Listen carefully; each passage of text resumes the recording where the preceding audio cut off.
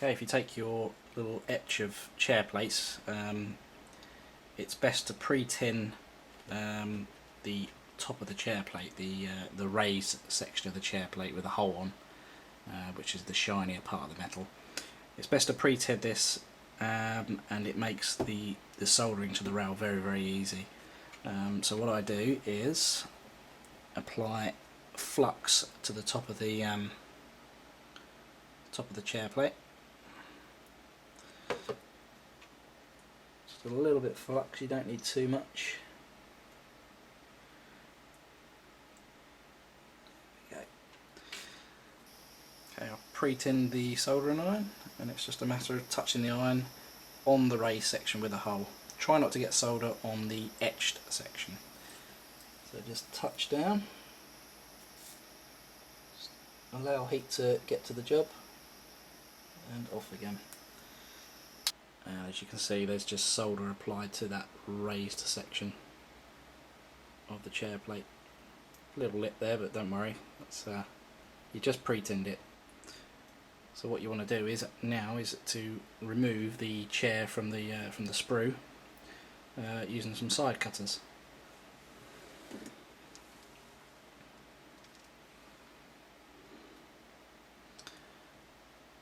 Using Juron side cutters, it's best to cut from the very end of the tabs and not cut close to the chair, because you can bend and damage the chair. So if you cut from that side, each end side of the tab, you should be able to remove it cleanly. Unfortunately my cutters are bent at the end, so this does make it a little difficult, but snip, and the other side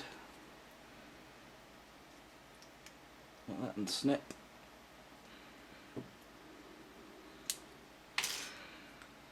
And you have one chair removed. There she is. And you now just want to trim off the little tags either side. Trim them off as closely as possible, which I'm going to do now.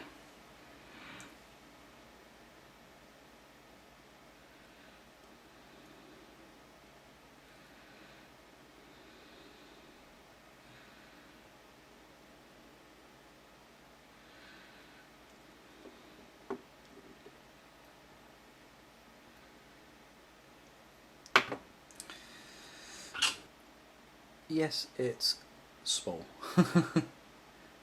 Now where you've trimmed off the tags, you probably just want to clean that off with a file, the little burr where the tags were. Otherwise it can have problems getting into the little recess on the jig, so just trim that off, file that off, clean it up, and you're ready to insert this part and the rail into the assembly jig, ready for soldering. Okay, so you've got your pre-tinned etched chair plate, you've got your filed switch blade with the solder on, and you've got your assembly jig.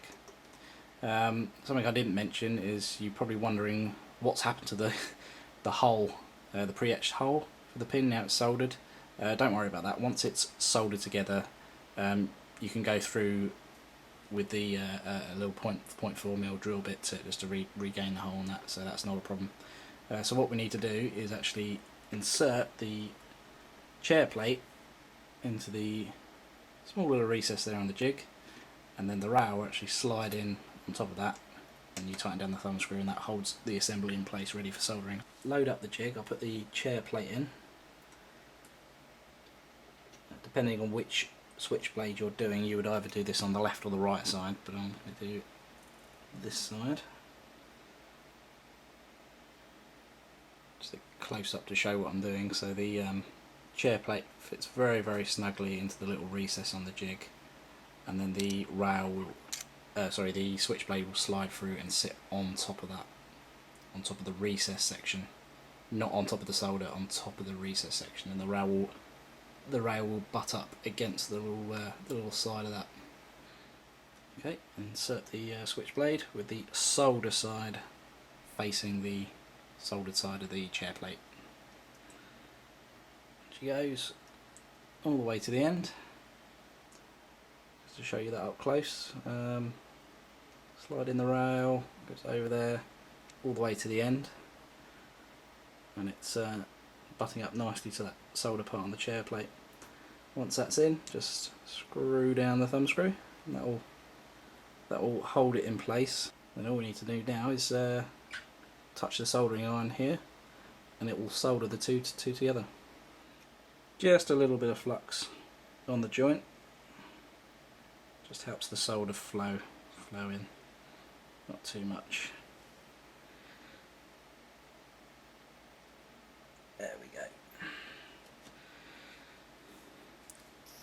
Okay, again I've tinned the end of my soldering iron. All we really need to do is touch the solder on the chair plate and just allow it to solder up against the rail. The solder will flow up and you'll make a nice little joint there. So you can see a little fillet of solder there between the chair plate and the switch blade. Now that will need now filing to allow clearance for the wheel flange, because the wheel will hit the solder there as it goes through. But that is what these sides of the assembly jig are for. So you can now take that out, pop it in these sides, and you can file away that little fillet of solder, which we'll do now. So there's the blade removed and soldered to the chair plate. So yeah, we just need to clean up with the file to remove most of that fillet of solder to allow the clearance for the wheel to run through. Otherwise the wheel flange will clip that fillet of solder there. So fairly easy to do, depending on which blade you're working on. If the solder is this side, you'll use this side of the jig. If you have solder from the other side, you will use that side of the jig.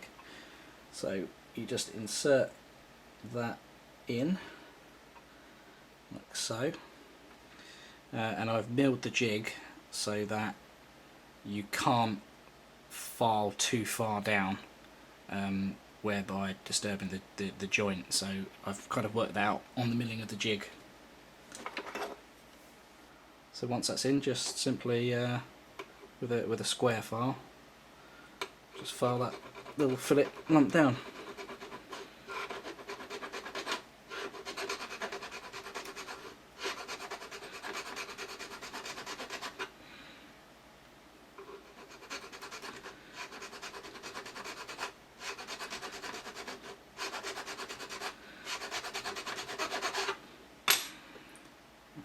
There we go.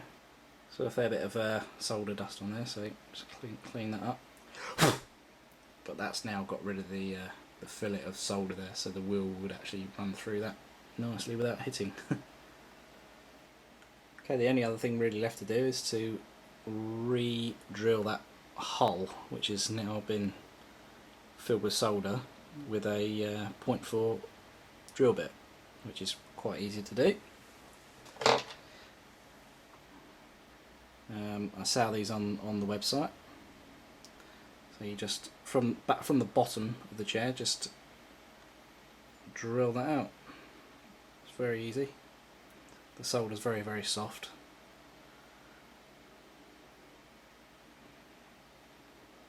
Yeah, it's broken through already. Just go all the way.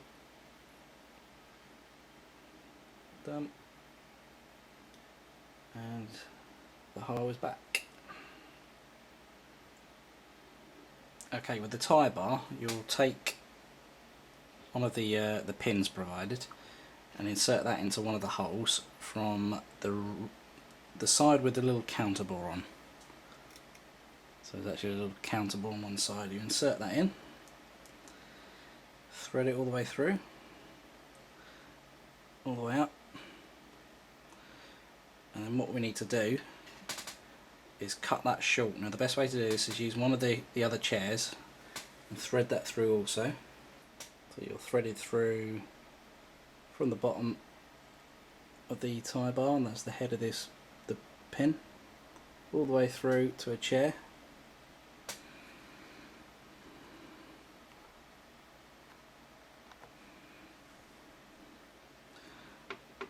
and then you just want to hold it down flush and just cut that off nice and flush, and that will leave the pin installed into the tyre bar. You can see the head at the bottom and just enough pin raised up, which is the thickness of the chair plate. It is then just a matter of threading that pin through the hole of the chair plate. Push down. Lovely. As you can see, that's pivoting on there. Now you just want to secure that with a very small dab of slow zap super glue, and that will secure it in place.